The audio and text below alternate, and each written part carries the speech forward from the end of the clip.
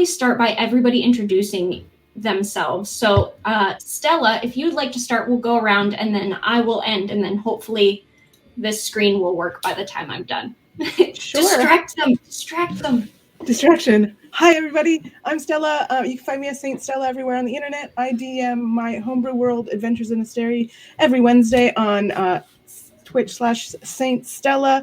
I'm really excited to be starting to do some IRL D&D stuff. So if you live in Toronto, Canada, hit me up and come see live D&D. It's going to be amazing. And I'm super excited today. I am playing my halfling druid, Carmilla Burrows. And like, she's a little bit of a nerd, but now she's a bit more world weary. So don't worry, like, she knows what's going on now for sure. That's me. We love that for her. All right, Elena. Hi, Elena. I'm from the Netherlands. Online, you can find me as Pinkflash09, and mostly with cosplay content and hopefully more D&D content in the future. I'm playing a Storm Traveler today, a human cleric of Twilight. They are out there just chilling, seeing where they end up. So we'll see it hopefully today or the coming weeks. Thank you, cleanup crew. Amelia, would you like to introduce yourself? Gladly. Hello, coming to you from scenic Rome, Italy. My name is Amelia, and I'm a game developer, an artist.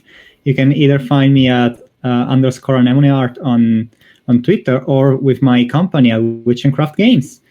We make tabletop games, so guess what? And today, I am bringing you Ada with a plain touched, that is a fancy word for tiefling, warlock. And since I have to flex my game dev muscle, I am playing an homebrewed Patreon today, which is a kind of a remake of the old Binder class. I'm trying a thing. Once this campaign is done, I will actually release it for free. So hey, if it works, it works. Nice. So she's using us as guinea pigs. That's not true. I'm using myself as a guinea pig. That's how science works. Streaming is the place to do it. Emily, would you like to introduce yourself, please? Sure. Hey, I'm Emily. I'm a DM. I'm a performer. I'm the DM for @Roll for Romance. I don't know why I had to say the @ in front of it, but that's our handle on Twitter. Roll for Romance is the name, and it's a kind of romance meets D&D podcast that just started a little bit ago. So I'm a lifetime DM, and I'm super excited to be a player, and I'm playing Mitzi St. Clair, who is a half-elf blade singer wizard. And she's very cute and happy to be here, just like I am. And we are so happy to have you. This is our first time playing with Emily. We've played with some of these other friends, but Emily is brand new, so we love new friends. And then last but certainly not least, a very old friend from the very beginning, day one, Cher. Would you like to introduce yourself? Very old. Ooh, not that you're old, just that if you didn't know, Cher is one of the founders of LD&D. So Cher's like a day one babe with me. So Yes, ma'am. Yes, ma'am. Let's go. Hello, I am Cher Davis. I am a POC variety content streamer here on Twitch. You can find me at ThatGamerShare. And on Twitter, you can find me at GamerShare, because somebody already took that in the front. Can you imagine? Today I am, and someone mentioned they are a forever DM. I am a forever player. Yes. and a newbie DM, slowly but surely blossoming. So today I am excited to play your friendly arcane trickster known as Baka. Baka likes shiny things, good things. Baka is sneaky. You don't take Baka's things. They are mine, my things. You don't take my things. I don't take yours. We can be friends. all right, perfect. That is our lovely, beautiful, amazing, talented, extra prepared for what they're in store for cast. I am your game mistress and host for the evening. My name is Jenna. I am a DM for Ladies of D&D. I made this overlay and I wrote this game. And if you know me, that means that we are going to be improvising. And the last thing that I want to shout out here before we get started is Norse Foundry, who sent me a lovely set of Dungeon Delve dice just in time for this, which I don't know that my camera is going to be able to pick up, but these are metal rainbow dice with white and little tiny black skulls on the corner, which will be perfect for me to kill all of your characters with aesthetic. Great. Yeah, so I'm just going to throw that link in the chat here. Shout out to Drew for always keeping us hooked up with the best in, character flattening dice. Thank you, North Foundry. Wow. I am going to throw out some disclaimers for the show for the evening. This campaign is not for children. I know if you see me, you tend to think Siren Squad, you tend to think cordial, you think family-friendly, PG-13. This is not. This one's going to be dark. This one's going to be bloody. This one is not for 6-year-olds, and I'm not pulling any punches. So Gronk, if Rosanna's watching, she's not allowed. Okay? Okay. Second, this area is based on where I grew up. So there are a lot of things that are going to be pulled factually from my background growing up in coastal historical Triangle, Virginia. And I have left some things out, like, the slavery. But you might notice some things that feel a little bit more real world. And that's because I'm pulling from my own background and culture here for this setting. Share, pray for... No, y'all will be fine. You're going to a fall festival. So that being said, let's go ahead and get started. Let me introduce you to the town of Shellbank. Shellbank sits on a bay just off a large ocean. It is a pretty marshy sort of area. There's tons of rivers, some small, some large, very broken up area that the commerce is very heavily based on being near the water. This is not a particularly large town, all things considered. It's not a capital of anywhere. There's not a huge university, but Shellbank's claim to fame is the Greenbrier pumpkin. Now, the Greenbrier pumpkin is objectively the best pumpkin for making pumpkin beer. And it ripens earlier in the season than normal pumpkins do. So the beer is ready by Halloween.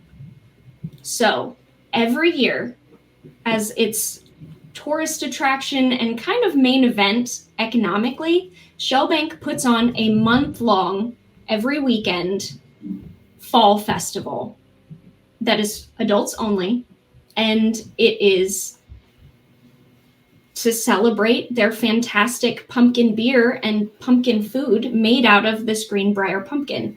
And our party has come to relax and have a good time and try some beer, right? So we're going to have some fun and a good, safe time just chilling and having some pumpkin beer. So we're going to start in the center of town.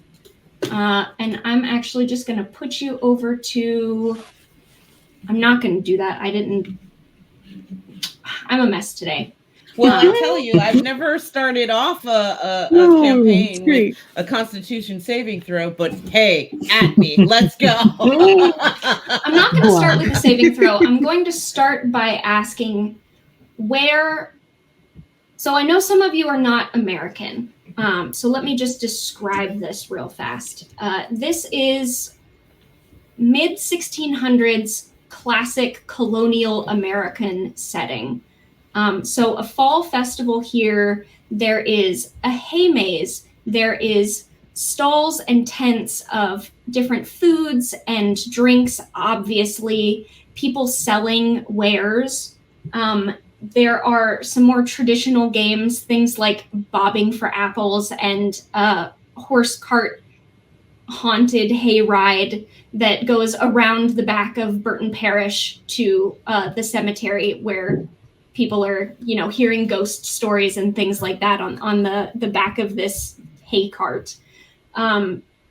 So amongst all the general fair things happening, all the spices and sweets and roasting meat smell in the air and the hustle and bustle and people moving around, where would each of you be, do you think, at this festival? Well, Carmilla would be looking for two things off the bat. She would be looking for if there's like a book stand, like if there's a tent with like local histories, local books, maybe even like sort of like witchcraft books, things like that, books about herbs, herbology, things like that, or a tent that might be selling local plants. Mm. Well, there are definitely both of those things. There is the tent kiosks are smaller, but they're all interesting things. It's the sort of thing that would draw in tourists. And definitely there's one for local plants. You especially see that they are advertising that they have the secret herbs and spices that make the Greenbrier pumpkin beer so perfect. Oh, I would definitely buy some of that immediately. Probably like I'm a halfling, so I can't carry a ton, but depending how big the pouches are, like Carmilla would buy like 2 or 3 for sure. Oh, definitely. These things smell amazing, by the way. They're that like cinnamon clove, like mulled wine sort of. You can't quite figure out everything that's in there, but it just smells like fall. All right, so money. Right? Mine too. And also please going to have a candle that smells like that. So Camilla is geeking out over herbs and books. What are the rest of you doing? Oh, Baka is definitely they are scouting the festivities to see if there are any likely marks. They're not greedy to the point where they will, if they see someone that's like, a mid strata type person, working individual, they more than likely will avoid those. They go for the big money usually. So anybody that's got flashy jewelry on, nice, or has a nice big gold pouch, or they're gonna be like dipping in and out of the crowd, especially because their small stature allows them to do so easily. And seeing if they can get a little tricksy and see what they can get their hands on.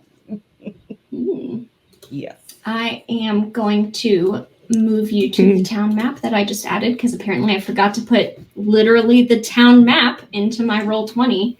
We're professionals here, y'all. Look at those pretty trees. Oh my goodness. So, little fall festival, just, kind of small. Just as a general question, like, what kind of people live here? And I'm asking more in like D&D kinds of people. Like, is this more like a human town or an elf town or mostly elf orcs? I have. How weird will the kobold or a tiefling be? It's the question, I guess. That's a great question. Sure. So the town here is a mix of, there's some elves. It's a lot of humans. There's some elves, some half-orcs, a lot of dwarves. You see like a gnome every once in a while. But this is a big tourist attraction. So you see there are very obviously people who are not from here and not dressed the way, like there's an obvious split. Like, these people live and work here. These people are tourists. And the tourists kind of look like everything. And you don't seem out of place at all. You just seem like tourists. You can actually tell who is living and working here because those people are all in some sort of costume. Most of the tourists are, I mean, some of them are, but most of them are not dressed in costume. So you can kind of tell, like, you know, the people working the booths are all sort of dressed as a something. Good. Yeah, so you do not look out of place, but you do look very touristy. Well, you know, Ada likes to fancy herself a very civilized city folk, you know, and this place is kind of rustic, but why? I wouldn't say she's uncomfortable, but she's definitely having like second thoughts, like, why am I here? And kind of looking for like the fanciest place to have a really good dinner at. Business usually comes better with people who are like drunk, because they tend to want to separate from their invaluable magical items a little easier, especially if they don't know they are invaluable or in fact magical. So you are looking for someone or something or some area that looks a little bit more to your above the standards. cat. Yeah. Ada, this is why we friends. I sure do feel like that. One of the stalls that you pass, Ada, is a stall of very fine clothing, fabrics, silks. And in this stall is an older dwarven woman with very heavy makeup and very ostentatious jewelry. And her clothing is all sumptuous red crushed velvet. You can smell the lavender on her from coming around the corner. She has a dark hair streaked with silver, and it's piled up very romantically on top of her head in this ornate sort of thing, kind of how Stella does her hair sometimes, where it's just all curls up on top, which I think is lovely and fantastic. And this woman sort of eyes you up and down as you come around the corner, and she takes a moment, and then she looks sort of almost approvingly at you and goes, I feel like we might be more kindred spirits in how our tastes differ from that of this town. Oh, well, that's an interesting proposition. I tend to conduct my business quite at my pace, so if you will let me take a look. By all means. All right, I will pretend to take a look, but I'm actually ritual casting detect magic. Starting off. So, Yes. for everybody at home, I have not prepared anything for this group to find. I have a book Okay, that's good. called Arcane Artifacts and Curious Curos. And anytime you guys look for something, I'm going to find the chapter in this book that has to do with roughly what it is you're looking for. I'm going to open to a random page, and whatever I see is what you find. Randomization. Oh my god, yes, I love this. Let's go. So, let's see. Chapter 2 is clothing. All right. You cast Detect Magic. I do. And most of this is not magical. Most of this is just very fine clothing. You can Still has tell a that place. this woman... Absolutely. You can tell that this woman is a weaver, a seamstress. She's the one making these clothes on her own. She seems obviously very proud of her wares. And most of it is beautiful and just beautiful. But some of it is magical. You see a few things. There are 2 cloaks that sort of ping in your vision. And actually, while we're on this subject, Ada, please tell me what your magic looks like when you're casting Detect Magic. So, luckily, Detect Magic is not granted to me by my patron, so I am not going to do a thing that I'm going to do later, because this is very cool. However, since my magic does come from a rather fiery patron, Ada's eyes become a blue flame every time she casts a spell. That's why she's wearing a novelty skull mask now. That's kind of covering it up, blending in with the masked people around here. Yeah, it only shows like the lower jaw area of like what Eroforge likes to call storm skin color. So it's like a bluish purple, kind of on the pale, desaturated level. You can tell this woman kind of clocks your eyes, raises her eyebrows, but does not say anything, and just sort of waits for you to finish looking around. Right. Does your detect magic does not work like an identify spell, correct? No, at all. That is an identify spell that I would have to cast. Well, I mean, these two cloaks, I guess, like what do they look like? One is bright yellow with a huge golden sun emblazoned on the back, and the other is a thick coat of strange, smooth leather that has a faintly blue hue. I feel like Ada will like go for the second one and feel like a mind pull off and go for the yellow one. So I think we kind of back out of this conversation for a moment as Ada is now in business mode. Emily, what is your character? What are you doing? Yeah, so Mitzi has grabbed as many snacks as humanly possible. They're probably falling out of her hands. She's just super excited about all the different festival food. And she is trying to find her way through the hay maze and probably horribly, horribly lost, but having a great time. Excellent. Before you walked into the hay maze, when you were getting your food and your snacks, a thin, gnomish woman with very thick charcoal eyeliner all around her huge amber eyes is the one serving out all of the beer from the local tavern. She has a little stall out front of her tavern for this particular event, and she is super busy handing out things. She very loudly and sort of exuberantly calls over to you and everybody else like, ale, get your ale here, pumpkin beer, sample the spices of the season. Like, she's trying to get everybody's attention. As you order your food and drink, she's sort of chatting with you, and not even like, you can tell that this is her jam, right? She's not even looking at what she's doing. She's just effortlessly like pouring multiple mugs of ale as she goes, without even looking at it, and like having a full conversation with you with like eye contact and everything, and just handing everybody the correct thing. Like, she is in the zone.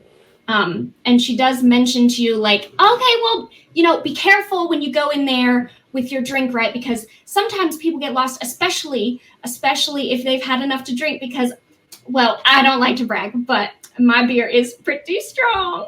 And we did have someone get lost in there a couple weeks ago, so just watch where you're going and yell if you need some help. Okay, have fun. Oh, thank you so much. I'm so excited, and I just like chug my beer immediately. I don't Perfect. And skip off into the Don't have maze. any self-control whatsoever. Just get entirely sloshed before you go into a maze where people get lost. Yes, we love to see it. So y'all sound like you are not trying to stick together necessarily. You're like point of clarity. Baka more than likely is standing nearby Ada because they know each other. It is not like it's a friendship of convenience, I would like to think. Correct me if I'm wrong. Business relationship. Yes, it is a business relationship. That is how we got started as business partners, so to speak. Because while Baka likes shiny things, Ada likes shiny things that have magic. So we help each other out in that respect. So to put it in a more like eloquent perspective, I am a purveyor of magic items, and Baka is an acquirer of them. Indeed. Our interests align.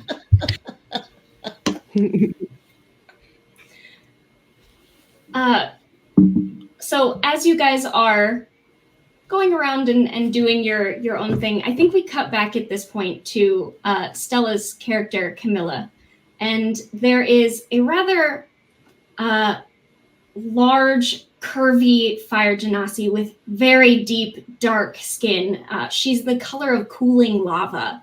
And her red hair is pinned back under a chef's hat. And she wears a chef's apron with pie filling stained on it. And she has a small brown rat on her shoulder who also has a tiny chef's hat. You can tell that this is her costume for the evening, as she's a chef. She introduces her rat as my little chef for the evening. Hi. Hello. What? You look really great. I love your costume. Why did you decide to be a chef? And what's your name? Hi, I'm Carmilla. I'm not from here. Have you seen the book stall? I've been looking for the book stall. It's really nice to meet you. Oh, honey, it is so nice to meet you too. My name is Osha. The book stall's over there. I am the event coordinator for the town. So I sort of oversee this whole festival. So you just tell me if you need anything and I'll be able to help. And if I'm being honest, I chose being a chef as a joke because I'm allergic to gluten and I can't have any of the pie or any of the beer. So it was a little inside joke between me and the other people on the town council. But he can, and she sort of gestures to the little rat kind of curled up on her shoulder. Isn't that right, little chef? I love animals so much. Did you know that? And Carmilla, like, instead of, you know how normally you would like bend over to whisper to somebody, she like stands on her tippy toes, tries to be really quiet, and is like, I can turn into animals sometimes. Osha sort of like bends over to you, she's humoring you. She's like, oh, you don't say. You know, we've seen a couple people who can do that, but there are not many around these parts. We're mostly farmers more than, well, I guess animal farmers. But it's real nice to meet you, and you should try. And she's like pointing you out to like, oh, you got to try this pie. Oh, you have to go see the apple orchard. Oh, you have to go take the ride around the pumpkin patch. Like she's just telling you about all the events and everything. And you know what the secret to the pumpkins is, right? There's a secret to your pumpkins? Oh, of course there's a secret to the pumpkins, honey. The secret for the Greenbrier pumpkins is every year before winter, we pour out all the leftover beer onto the fields. And that's what gives them their flavor. What if it's a really busy season and people drink all of the beer? Well, that has happened before, and I'll be honest. So the season before last was very busy, and then last season was not as good. And if I'm honest, I am a little concerned about that because I want our crop yield to be good, right? Like that keeps that's what we need for this town. But it's okay because we talked to Tulwa, and she made extra this year just in case. So it's going to be all right for next year. So the crop is not like last year. We planned this. We planned it. Okay, well, I was going to go and try some beer. Now that the sun's beginning to set, I make myself a little rule to like not start drinking until the sun begins to set. Otherwise, I'm a little small. It gets out of hand sometimes. That's very wise. Well, you have one for me too. Solidarity, right? Because I can't have them, so I will. Thank you so much for your advice. I'm going to maybe go and try the maize next. What do you think? Oh, absolutely. You have fun now. Thanks. So are y'all convening at any point? Or you're just... Yeah, why not? This place is pretty small because I would know Baka and Ada. So if it's small enough that I would have like seen them, then I probably would have gone over to them. Like, come here. It's a pretty small area. Most of the town is sort of all on one street. Then it kind of like builds out houses from there. And it's surrounded by farm area all the way around. And it's kind of the standard farm for this area is heavy on tobacco. There's some cotton, and then your normal, like, squashes and things like that people need to live. Corn and beans is kind of a big deal. And then there almost like a separate area. There's like the farm area, and then there's the Greenbrier pumpkin farm area, which has like fenced off, and that's like the pumpkin patch. But town itself, very small. So if I was on my way to like go to the maze, I think if I like saw these two over at the clothing stall, I think it would be one of these. Like, okay, hi. What are you doing here? Please tell me you're not stealing from this nice little town. I am appalled by that remark. Look, you don't need to play around me. I know you. We've done this before. I just ask that you play it cool during the festival. If at night you want to dip a little something in the rich people, but please let these poor people have a nice day without their trinkets disappearing. But not all poor. And she'll Baka will point out like different people, like, oh, that person, oh, very rich, shiny thing. Oh, that person, oh, they're not from here. Oh, they look good. See?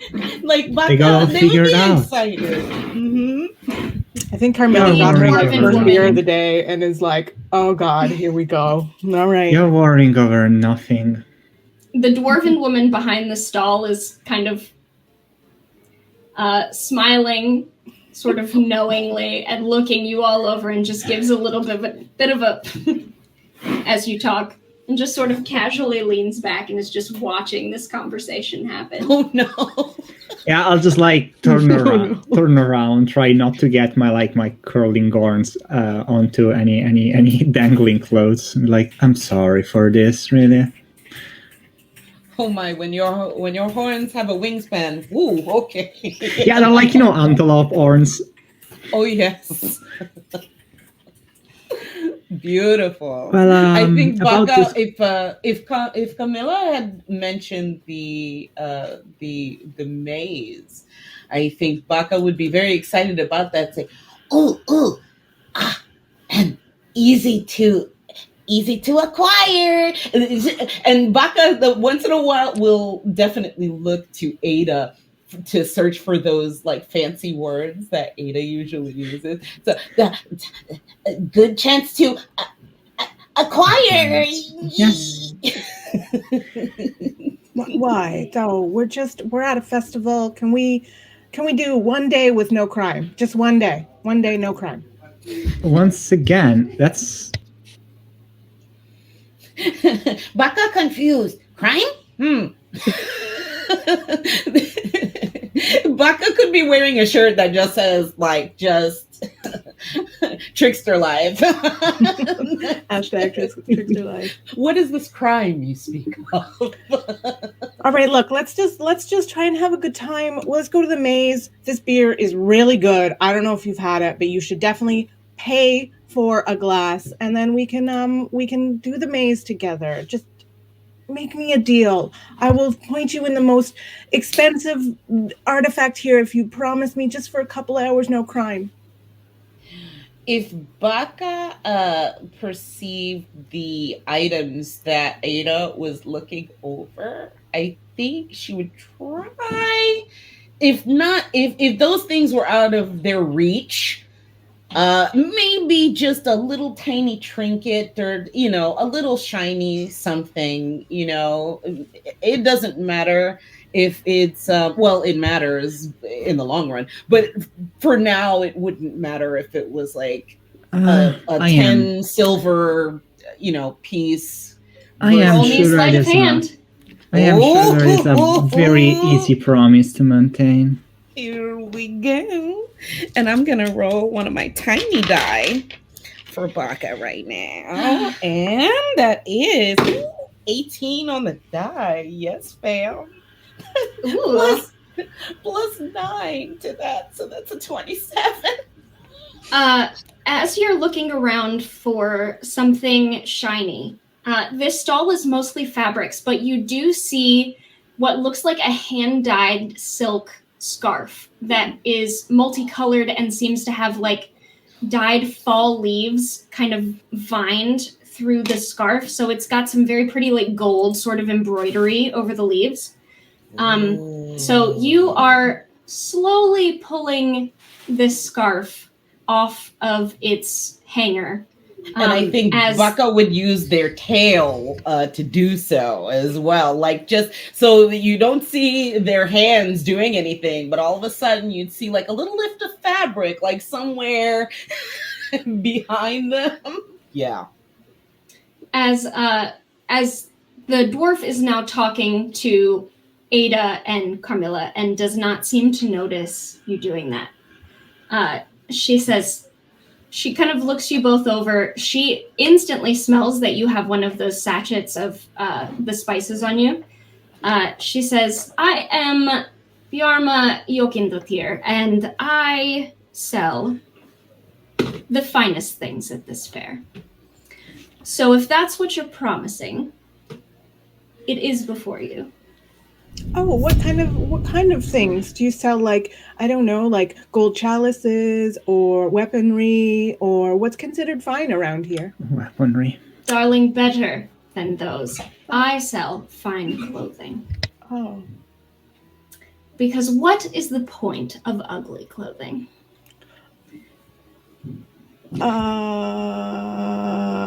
Anyway.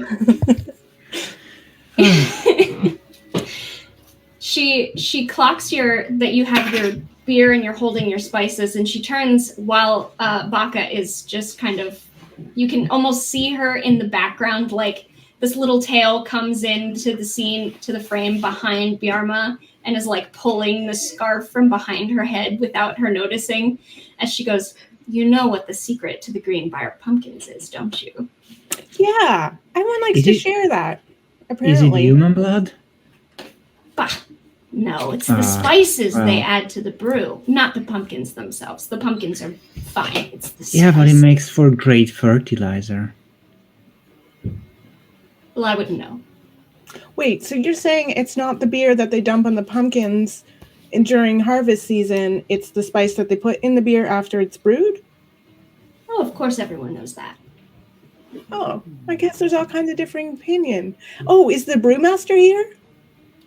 Yes, of course. And she sort of points down to the tavern, the stall that's open in front of the tavern, and you see that very energetic little gnomish woman, Talwa. She's the brewmaster. Oh yeah, she told me the secret was dumping the leftover beer in the pumpkin patch. Talwa said that? Yeah.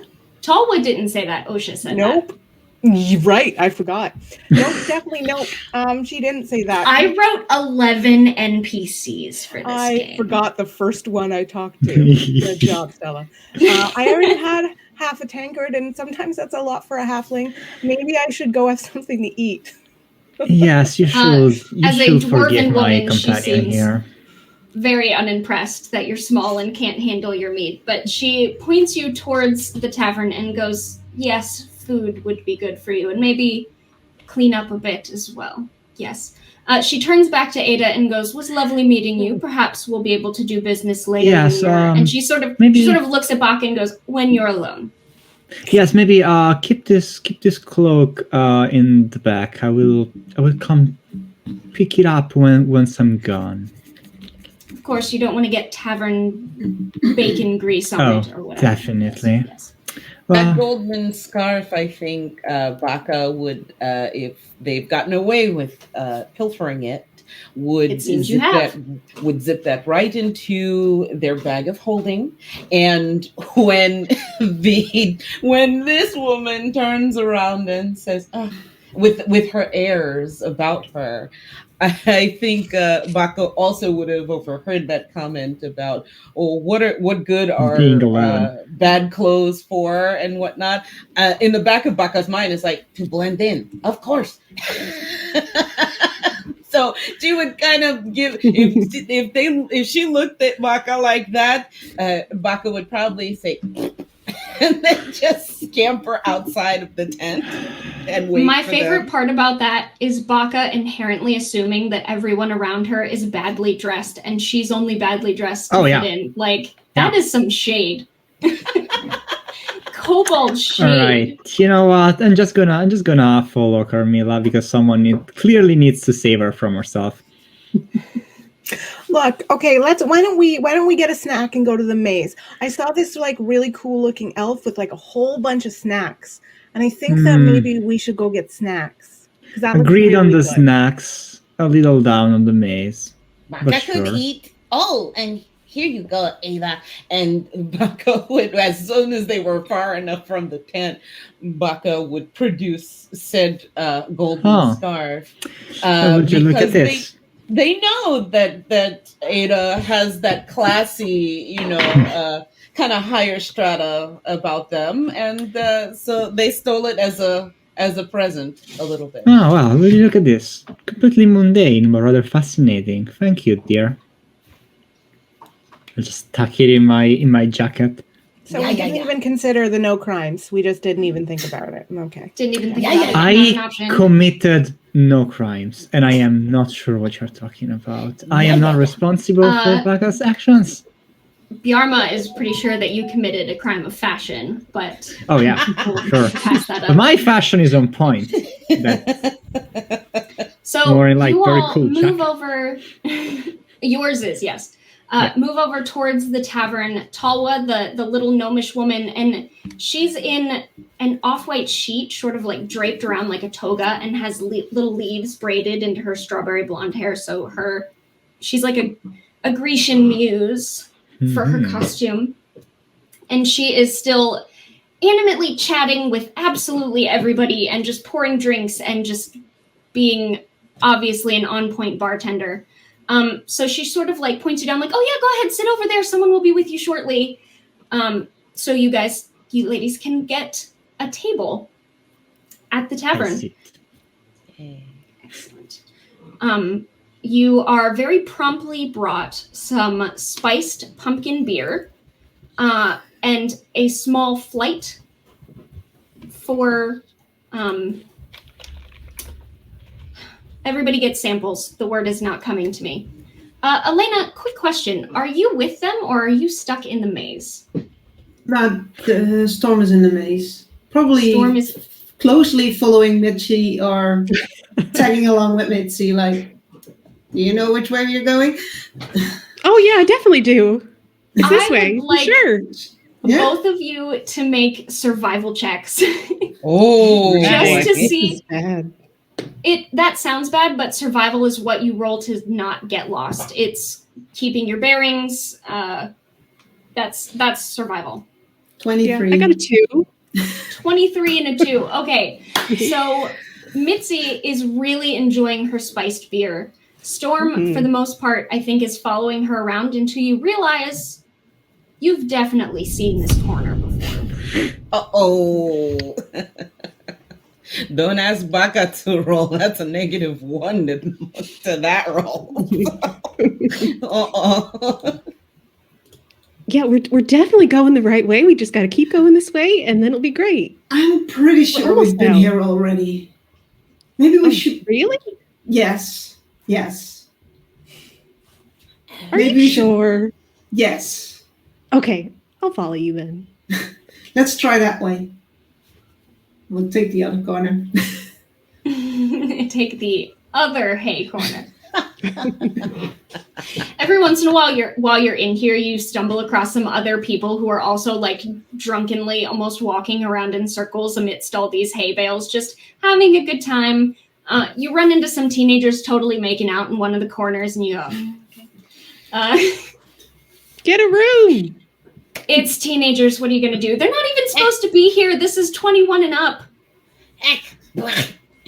But they've snuck in somehow and made themselves a little bit too at home amongst the maze. But you have a good time. Every once in a while, there is someone who obviously works here who's kind of like hidden with like kind of a hay, not a costume, but like something like in front of them, and they will like kind of pop out and like boo to try and scare you in the hay maze. Actually, I think Baka would do that to these teenagers, honestly. Baka will say, look, Baka! And just kind of just jump If Storm out. comes across Baka in the maze, they will tell them where the teenagers are. Perfect. Just make sure to All right. remember these are in fact actor, and you're not supposed to cast any 5th level spell on them. Yes, God. you are not. Totally not what I was thinking, because I was thinking the Baco's in the tavern, but we're doing this now, and I need you to roll intimidation to scare these poor teenagers who are just trying to get lucky. Oh, that's interesting. Okay. Not that Welcome to lucky. D&D. That's not very intimidating. It's only because I actually have a -1 to that as well. It's only an 8. Baka, how tall are you? Oh, Like, describe to me what you look like. so Baka is about 2.5 feet tall and has on a cloak that normally, just disguises them, helps them blend into the crowd. Usually their hood is up at all times. And they have these brownish red scales that you can only see, only the parts that peek out from beneath the cloak anyways. So their hands have reddish brown scales and their snout, and they have these hazelish kind of golden looking eyes, at least when they're not casting magic. When they're casting magic, it looks a little different. And so, all right, fair. So yes. this tiny thing in a little cloak jumps out and goes Baka! To these teenagers in the corner who are very, very invested in each other and do not even notice you. You tried your best. We're all proud. That's Baka's default. It's like, oh, you don't agree with me, and then keep it moving. You hear after you turn the corner that they sort of like come up for air and go, wait, did you hear something? And the other goes, no, and then they just go back down into it. Back to snogging. Got it. So a little bit later, you're all in the tavern. You have your drinks. You're waiting on your food. And there's hustle and bustle around you. There's tons of people, chatter. There's music playing on, like, I don't know, like a lute, I guess. Whatever D&D music sounds like. Lyres, we have those, right? Dulcimer, who knows? And a very small, like, hunched over old woman, a very kind-looking old sun elf who is just bent and wrinkled with years of age, comes over to you. She is dressed in a very faded pink gown with gaudy jewelry of kind of semi-precious stones and a tarnished crown. She seems like she's probably dressed as some sort of princess. And she's kind of going around all the tables and saying hi and welcoming people. And she eventually gets to your table. And she goes, oh, hello. It's so lovely to see you. Are you having a good time? Oh, yes. Most definitely. Oh, you look so lovely. Tiny. Wonderful. My name is Mayor Sage. I'm the mayor here in this town, and I just wanted to welcome you here to Shellbank. You, and she kind of looks around at all of you, and she goes, you look like adventurers. You know, when I was your age, I used to get into a little adventuring myself, you know. But these old bones, I did have to settle down at some point, but... And she kind of gets this like wistful look in her eyes and goes, it is fun to see the world, isn't it? Who's sitting next to me? One of you. Oh, I'd Baka, say definitely. Storm. I'll just like lean into Storm, like, watch it, just come to us. Baka Mayor, is sitting there like totally enwrapped, like, ooh, shiny. I like so shiny. Mayor, I'm a big fan of plants and growing things and what people make of it. And I was wondering, I heard a couple different things today about your beer, which by the way is delicious. It's so good. I was wondering if you know much about how it's made and how it gets its unique flavor. Oh, of course. You know, Tolwa would be the one to ask about that since she makes the beer, but I do know that the secret to the Greenbrier pumpkins is the rich silt from the bay. You know, it's so, what is that word? It doesn't always come as quickly now. Shiny? Shiny silt? So like No, pH for balance the of it? fertilizer. Yeah. Yes. So it's mixed in with the fertilizer, and it just everything grows so beautifully here, especially the pumpkins. You see, and that's why we started the town. You know, my great grandmother Theodora Sage started this town years ago. Wow. It's her statue in the central fountain. You see, yes. And she's just being old near you. Cher hates to steal from an old person, but Baka is like, yeah. Here comes the tail again. I'll just, you know what? In the interest of this, I will just laugh the tail. It is very obvious. You do not need to roll for it. It's very obvious that this is costume jewelry. It is not worth anything. This is part of her costume. Okay. It's not. She's not wearing like family heirloom jewelry. She's wearing a costume. Okay, got it. Okay. Which doesn't change Baka and Baka's needs at all. I'm just telling you, like this is not looking valuable. As soon as they see shiny, it's like, oh, but if Ada slaps the tail, I say, oh, bad shiny. Okay. As Mayor Sage sort of slowly waddles away, as old women are wont to do, your food does arrive. In front of you is a plate of very traditional chicken and dumplings. Super southern, smothered in that dumpling gravy, just huge bowls of it in front of everyone. Carmilla pushes her chicken to like Baka. I think just because she is an animal very often, she doesn't eat animals. Did you ask for something vegetarian? I mean, I'd eat the dumplings and like, I don't know, greens. Is it greens? Some collard greens or something? Is that the vibe? Is that the wrong American collard vibe? greens? No, that's it. Collard greens would be there, would not be in the chicken and dumplings. Chicken and dumplings is a very plain dish, Right. but they probably brought you some roasted squash and stuff like that too. Yeah, so you're good on that front. They're not going to make you eat chicken. The squash is cheaper anyway. Nice. Anyway, so y'all are sitting down to eat, and it looks like a small, maybe a little argument is brewing at one of the tables near you. Ooh. And you start to overhear two men, it looks like, are not sitting with each other, but are sitting near enough each other to kind of see that the other one is there. And is maybe starting to Can we tell what get a little friction. the row is over? Like what they're talking about? Yes, definitely tuning in. Definitely tuning in. All right. Yeah. Let me get some. I would accept perception or insight since it's about people. Oh, Sure, perception all the insight. way. Here we go. Insight for me. Ooh, that's a 24 total for me. 28. Nice. How do you feel about a 17? 18 perception. I got 5. All right. That's a pretty good spread. So, who got the 5? Was that Camilla?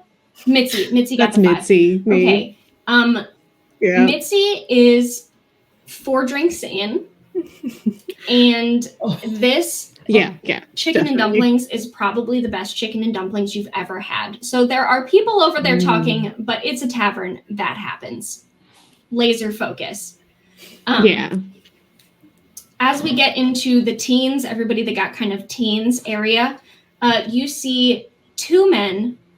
They're still sitting in their chairs, but they're sort of doing that thing where they're like leaning forward and almost out of their chairs at that point to point and talk at each other. One of them is a tired-looking, sunburned human man with worn and patched clothing. He's very tall and kind of wiry, but you can see the muscle in there, even though he's sort of a small build. And he is arguing with a pale man with piercing blue eyes and straight black hair tied into a low ponytail. And this man, while he's sitting, he has perfect posture. And he is leaning forward with his perfect posture and pointing very directly at this other man. And you hear they seem to be arguing about something about some kids who have run away recently. They're going back and forth about, well, my daughter was perfectly happy just working on the farm until she met your son, and that no good troublemaker. And excuse me, sir, my son is a paragon of sincerity and honesty, and your daughter bewitched him into and they're going back and forth like this. Who got it was a 23, I think. I have a 28. 28, 24. Okay, so the two of you, the pale man with very piercing eyes looks angry and he looks indignant. And the sunburned human, he definitely looks like a farmer. He almost has like tears in his eyes. Like he's just distraught as they're having this fight. Ada. Oh, I think they're dads. They're dads. Those teenagers in Maze. I'm just going to turn to like Mitzi and Storm because I know that they were in the maze. I'm like, do you know what's this all about? Well, oh, sorry, what's going on? Nothing, dear. I will, don't worry. There were two kids in the maze, but I mean, I don't know if they're their kids. I feel like they wouldn't be arguing like this if it was just them missing for the past 2 hours. I mean, you're not wrong. Then again, like, this sounds a lot like a case of not our problem. Sure. Teenagers are sneaky. Can I think back to the kids in the maze? Were we all there at that time? I was kind of confused on that. No, it was only Sorry, Storm, it was Mitzi, and Baka. So. Okay. Yep, it was originally only Storm and Mitzi, and then Baka decided she was there, and I decided that sounded fine, so she just was there for a while, and that's just how time works. Okay. So I didn't see the two kids. Yeah. You did not see the two kids.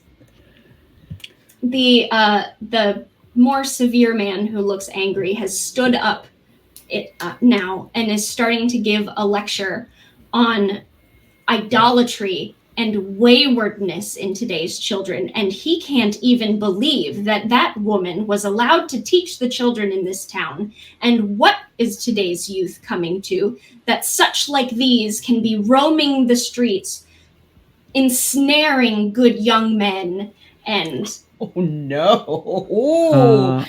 Question, is any of you annoyed by this the way I am?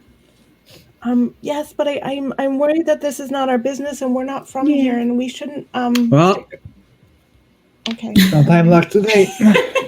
Stand up and walk to them.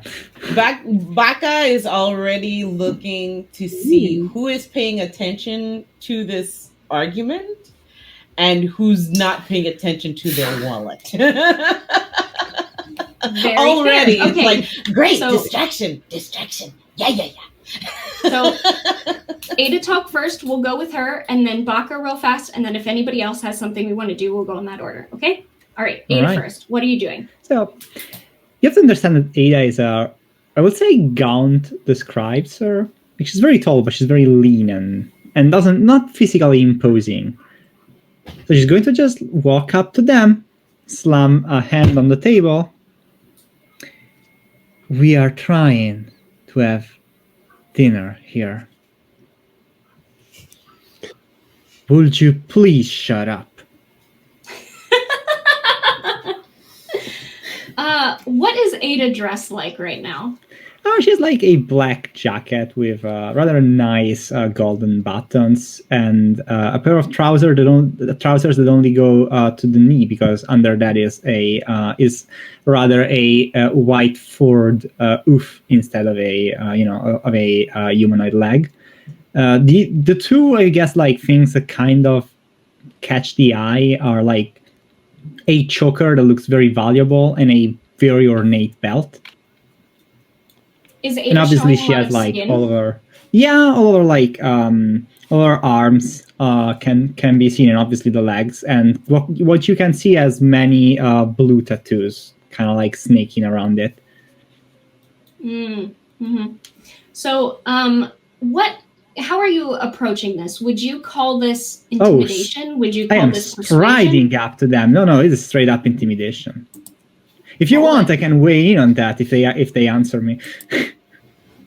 I ask for nothing better. Oh, please, you have the floor. Yeah, I'm just waiting for them to either shut up or tell me to get lost, and then we can start playing this game. Yeah. Oh, excellent. So the two of them stop for a moment. They kind of blink, like you can almost tell like they had sort of forgotten that they were in public for a moment, and we're just starting to get like the tunnel vision, right? And sort of turn to you, and you're obviously not from here. They don't know you, so look you up and down. And the tired-looking man who looks very like sad and distraught looks over at you, and I'm sorry, ma'am. You're right. This is not necessarily your concern. I just miss my daughter, and sorry. He's like trying to get his composure together. And the other one, the tall man with very like piercing eyes and straight posture, looks over at you and is sort of judgmentally looking you up and down. And I am sorry. I don't like that stare. Would you please not? Have you never seen a plane touched? Of course I have. My son is a tiefling, much like yourself. That's not the issue, ma'am. It's people like you from outside who don't know anything about good manners or good grooming come in here and think they own the place, and then you end up with people like this wretch's daughter, and he just keeps... manners? I will avoid talking about the grooming remarks, but the only one here who is blatantly missing on the manner of manners is you. Now, either you get out of here, or I will teach you 2 things about bewitching. Did you roll me that intimidation? No, I will though, and I will also yes. like technically I will cast Mage Hand, but it's actually just making sure that I'm casting a spell so my eyes flare up. Sure. What does your mage hand look like? Oh, it's just hidden under the table right now, but it's like it's kind of like a reptilian kind of claw. Sure. Don't worry, reserve die. A reptilian. How do you feel about a 27? Oh my god. A 27. He is going to kind of recoil from you and look you up and down. And witchcraft, indeed. You look as though you know witchcraft. Let people like this in town. Yes, he very is going interesting. to sort of like pull himself back from you. And I think with the 27, I have no choice but to say that you scare him. He storms away indignantly because 27. I mean, you did it. To be fair, my intimidation is 15. I believe it. So, Can I, just for flavor, when he gets to the door, like kind of like try and do it as subtly as possible, but cast Gust. so that when he's right at the door, it just like pushes him an extra 5 feet. Lol. And you see him stumble just a little bit and pick himself up and. Ida will give a chuckle that sounds like uncomfortably like two people laughing at once. And then go back to her chair. Baka casts minor illusion, not too large, but small enough, like a small statuette in the middle of the table. That's a garish version of these two. So almost when a child draws a character that they think is stupid or icky, all of a sudden they're drawing them with like mean eyebrows and sharp teeth. Like their minor illusion would look like these two, but they would be like janky and just like clownish, Eyebrows and like they would go. Okay, so that's Ada, that's Baka. Stella, you were kind of helping a little bit. Storm, what are you doing during this? Well, mostly like on their toes to, if a fight was going to happen, which luckily didn't, that they could interfere. And now that the angry guy stormed off, their focus is on the more sad eyeing guy, and to actually see how he's doing, and if they feel like he's doing bad, probably walk up to him. He, once this other man leaves, he does sort of like, because he was trying to like get himself back under control, right? So he sort of like collapses back in his chair, and you can see his head is in his hands, and he's just sort of like cradling his beer and just trying to like, you can see his like breathing's a little bit heavier. He's trying to keep it together. And the rest of the tavern at this point sort of does that like, oh, there's not going to be a fight. And then they kind of like all collectively like go back to what they were talking about, and all the chatter sort of resumes. So he's just alone at this table now, just sort of like holding his beer and holding his head in his hands. Yeah, Mitzi would like to go over with Storm as well. Yeah, Storm will probably get another beer, place it in front of the man, and sit down next to him. Sure. He looks up at you, and he's. Were you sorry to just I should have. I'm sorry to disturb your evening. My apologies. Well, I think hydration check. If you have water, get you water. I have a carry copy, so that's what I'll have. I forgot mine. Hydration's important. Yes, when we take our break, I'll make sure to. Yes. Oh, actually, we should have taken a break a couple minutes ago. That is my bad. I just love being grouchy old men, I just get into character. It's a lie. So how about we take a quick 5 minutes real fast, and then we will come back to Storm and Mitzi. Sound good? Yeah, sure. Sounds good. Cool. Let's get back into this. So we left off with Storm and Mitzi sitting down at the table with this very sad, trying to keep it together man. What would you two like to do? Yeah, I would just like to talk to him and see, I'm so sorry, I heard a little bit about your daughter. She's missing? Yeah, Constance, we think, ran away. She must have run away with Truth. Truth is Father Hick's son. He adopted son. They've been gone almost a week now, and she didn't leave a note. And he's trying so hard to keep it together. Oh. Mitzi's just gonna put a gentle hand on his shoulder and be like, is that something that Constance would normally do, or is it not characteristic of her for her to just leave like that? she's teaches at the school here, and she loves the children, and I never expected her to. I mean, I know they had been seeing each other, but Father Hicks and I have our disagreements, but I never would have expected. I wasn't.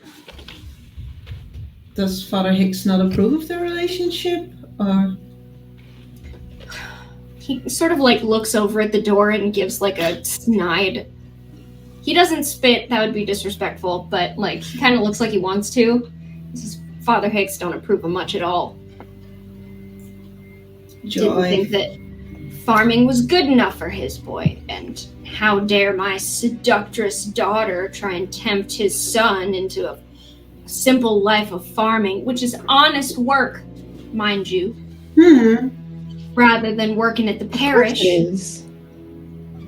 which is his own choice to make as a free man. I thought that they would be here in town, and he's like kind of sloshing his beer a little bit as he's sort of like sadly telling this story. I thought they would stay, but ain't nobody seen him in a week. Do you know who was the last person who saw them? No, I mean,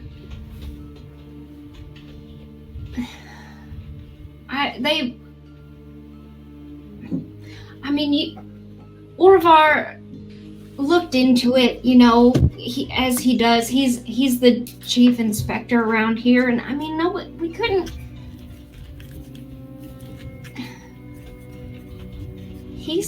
He said that there wasn't anything else he could find, and they must have run away together. And I can't think of anything. I mean, they didn't say anything to anybody. But I know how much a pain in the very strange. butt Father Hicks can be sometimes, so I don't even know that I blame him. I just miss my daughter. Of course you do. Can we hear this conversation sitting in the table next? Or I think if you're specifically listening for it, you can hear some probably. of it. He's not yelling at this point. He's like just talking. He realized when Ada stepped in that like, oh, I'm actually like interrupting other people trying to eat, and and had a sense of decency and felt bad about it. I just want to tug like maybe Mitzi's sleeve and just like get a physical description of the kids. Oh yeah.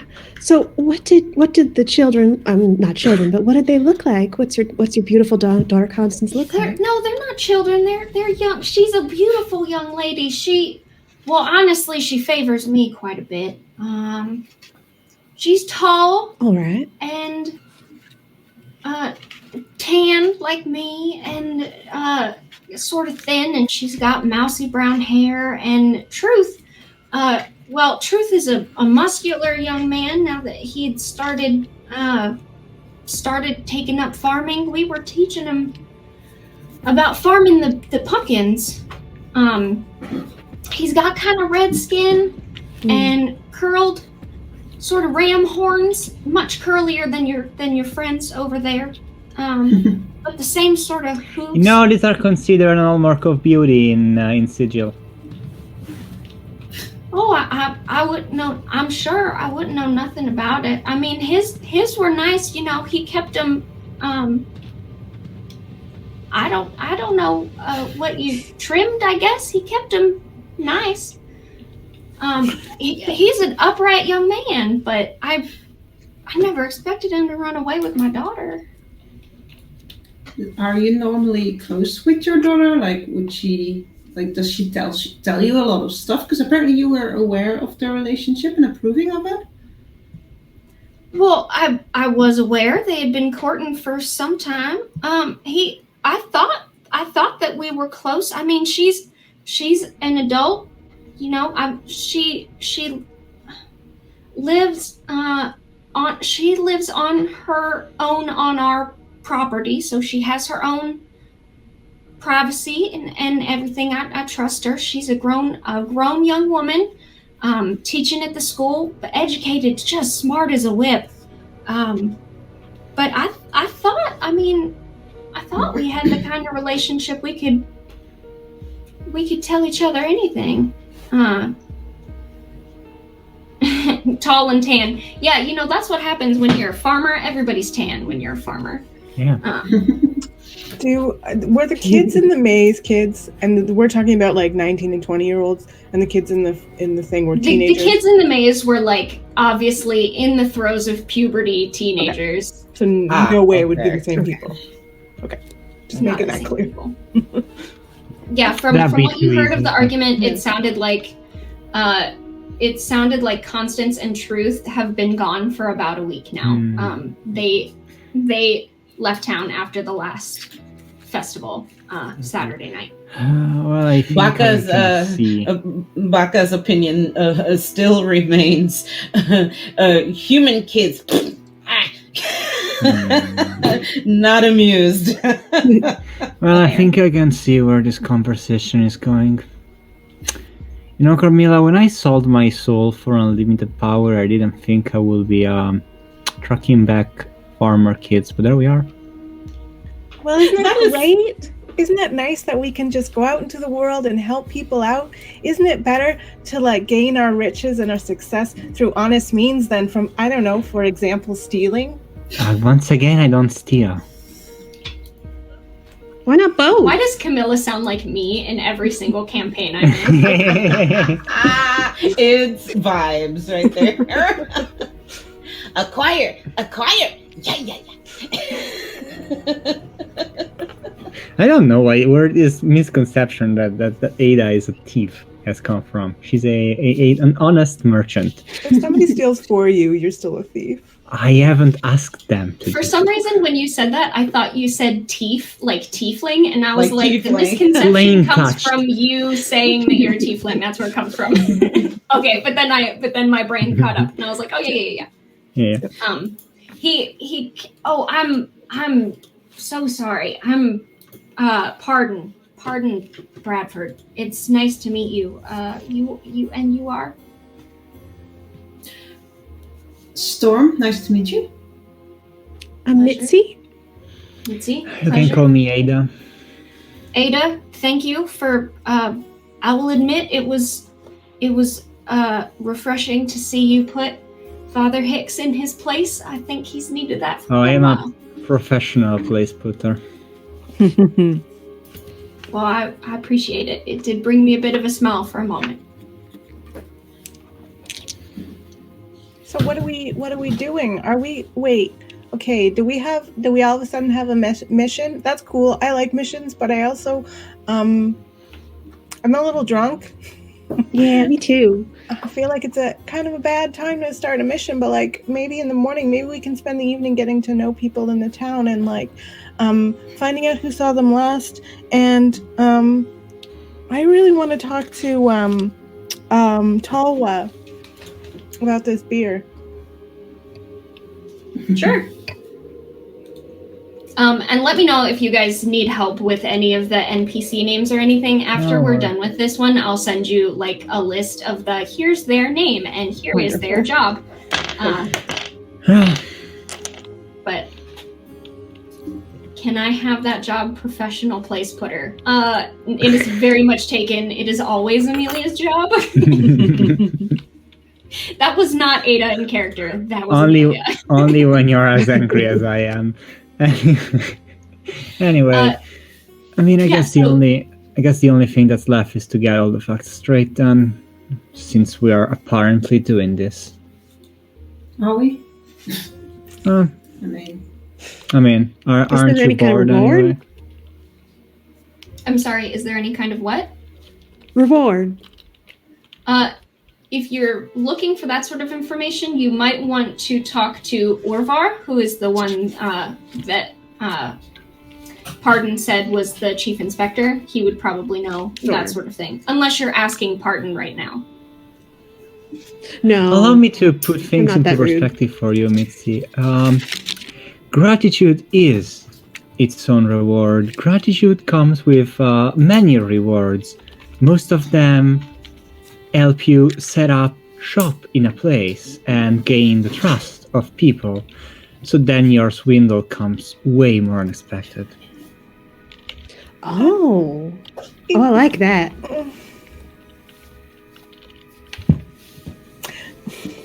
I literally just walk away because I'm like, A shrewd businesswoman, definitely not a thief, for sure. I am not a thief. I'm a swindler. I am, I am many things, but not a thief.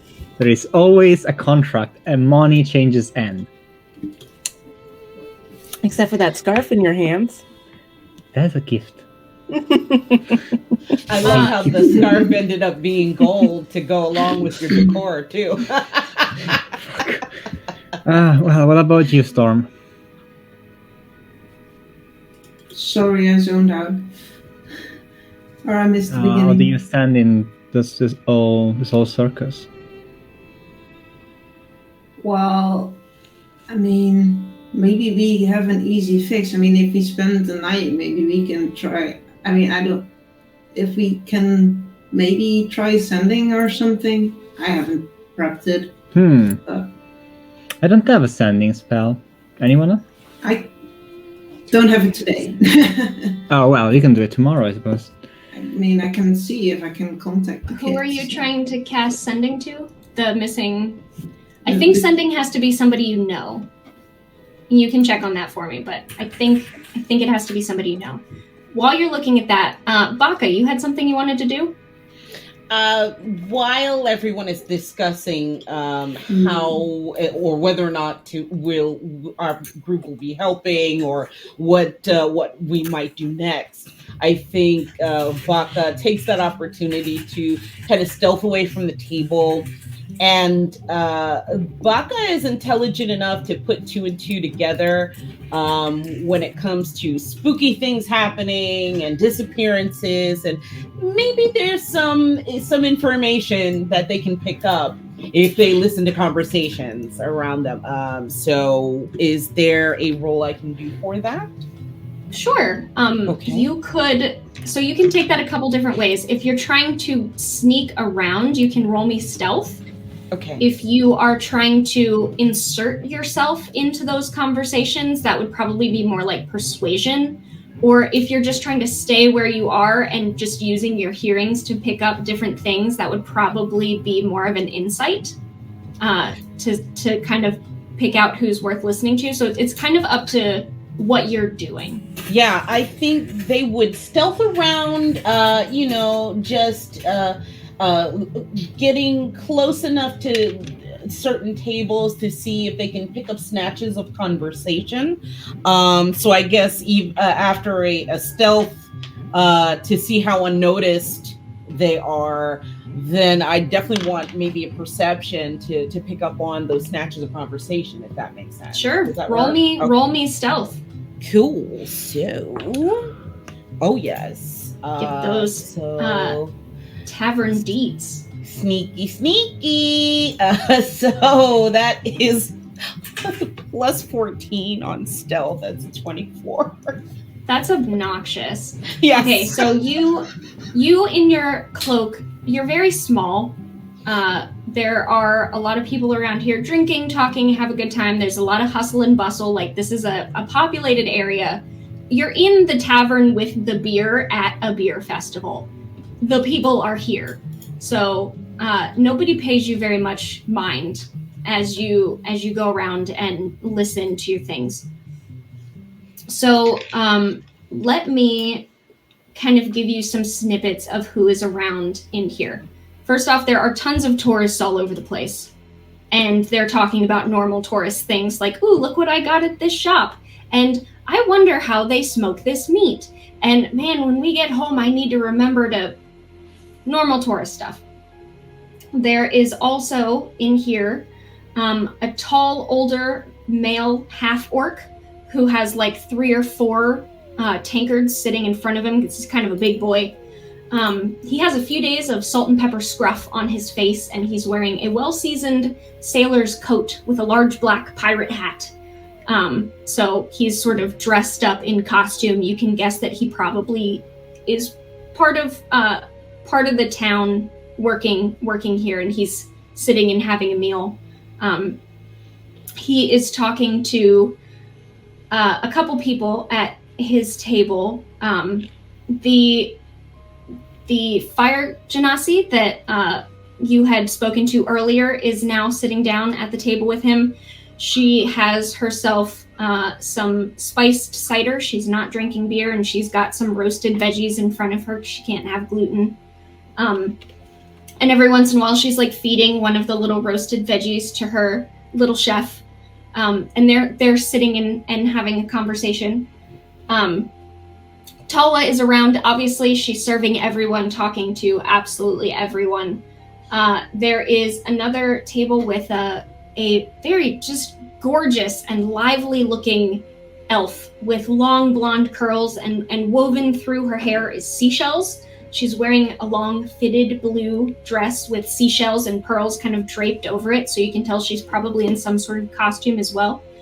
And she is talking to a short, stout dwarf with very nervous sort of eyes and a neatly trimmed beard, and he's got kind of a bearskin hood with like the teeth sort of like sitting on his forehead, and like a matching fur coat, so he's probably in costume as well, and they are talking to each other a bit.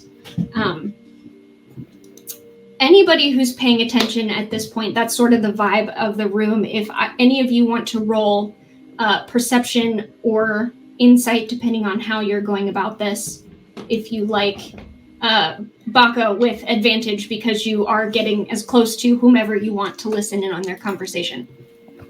Thank you, DM. Fantastic. Let one say I am not a benevolent game master. Ooh, and that is a 19 on the die with that advantage perception plus 9. So 28 total. All right. Did anybody else want to roll? I rolled a 16. Yeah, I got a 19 insight. Oh, I'm waiting for a moment where maybe Talwa takes like a 30-second breather and I can like saddle up and have a conversation with them. Right? Sure. No rush. Let me kind of run through this first, and then we'll get back to you with Talwa. Were y'all rolling perception or? Yeah, I got a 27. On perception or insight? Insight. Oh. Okay. I did. Okay. Yeah, I did insight. So for those of you rolling perception, you are. Here, I'm going to do it mostly this way. You are just sort of like letting all of this conversation wash over you, and you're just sort of like processing as it comes in. For those of you rolling insight, I'm taking it that you are sort of scanning across the room and sort of looking at individual people and how they're reacting to each other and how they're reacting to the room and the kind of expressions they're making in the body language and stuff like that. So Actually, for those I'm of more you reacting rolling to people who react weird to a tiefling because of how we have discussed it so far. The guilt you can see in the eyes of people. There doesn't seem to be anybody reacting to any of your race at all. No, I meant like one of the kids that disappeared is a tiefling, so Oh, gotcha. Yeah. Mm-hmm. And just in case I didn't explain it very well, the problem with that Father Hicks had with you was not that you were a tiefling. Oh yeah. No, I get that. He thought you were dressed like a hussy. Yeah. No, I get that. Like what I'm going for is like if anyone has like disappeared a tiefling, they might look guilty seeing another one. Oh, okay. I see what you're saying. When you are a level 15 adventurer, you notice these kind of things. I'm sure this is not even the first time someone's tried to kidnap you. Oh, not that I'm trying to do that. That will wait for later. So don't know about that.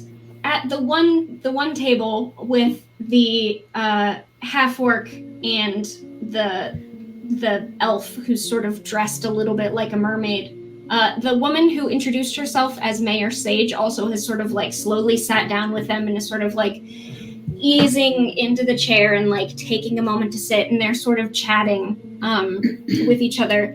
They seem like they are talking about general logistics, how many people there are, and this seems to be going well, and has the elven woman, it sounds like her name is Alnoa.